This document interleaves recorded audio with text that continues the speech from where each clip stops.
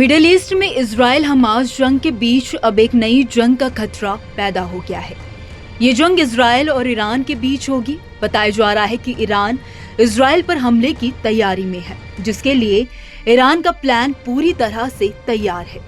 कहा जा रहा है कि ईरान किसी भी समय इजराइल पर हमला कर सकता है।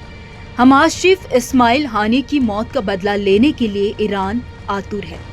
अगर ये जंग शुरू होती है तो अमेरिका, रूस जैसे बड़े देशों का इस जंग में कूदना तय माना जा रहा है। अब अगर ईरान इजराइल पर हमला करता है तो जंग की शुरुआत होगी, जिससे दुनिया पर बड़ा असर पड़ेगा।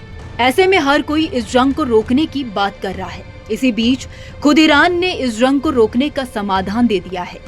ईरान के 3 सीनियर अधिकारियों ने इस हमले को रोकने का उपाय बताया है।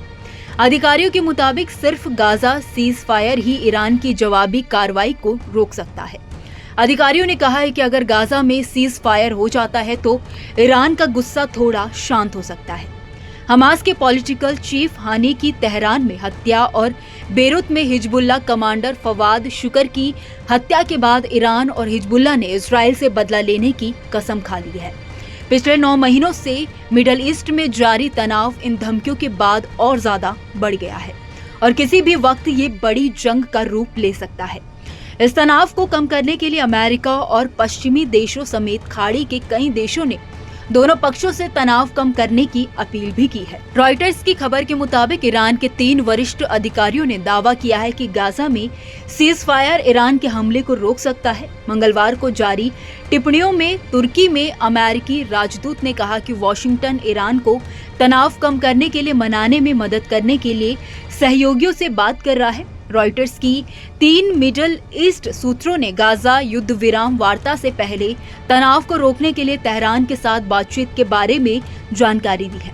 गाजा युद्ध विराम वार्ता इस गुरुवार को मिस्र या कतर में शुरू होने वाली है।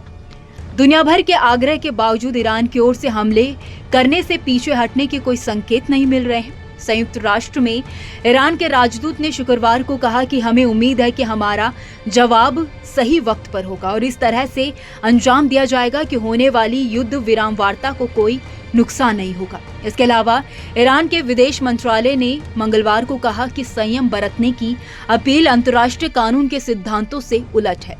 दुनिया की नजरें अब ईरान के जवाबी हमले पर टिकी हुई हैं।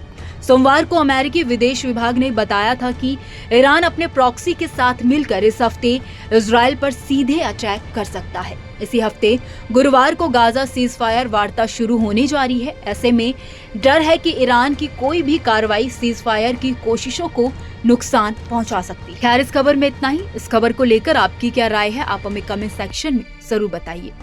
वीडियो अगर पसंद आया हो तो वीडियो को लाइक और शेयर करना ना भूलें। बाकी देश और दुनिया की तमाम बड़ी अपडेट्स के लिए देखते रहिए न्यूज नेशन का डिजिटल प्लेटफॉर्म। न्यूज नेशन अब व्हाट्सएप पर खबरों की ताजा अपडेट के लिए न्यूज नेशन के इस QR कोड को स्कैन करें।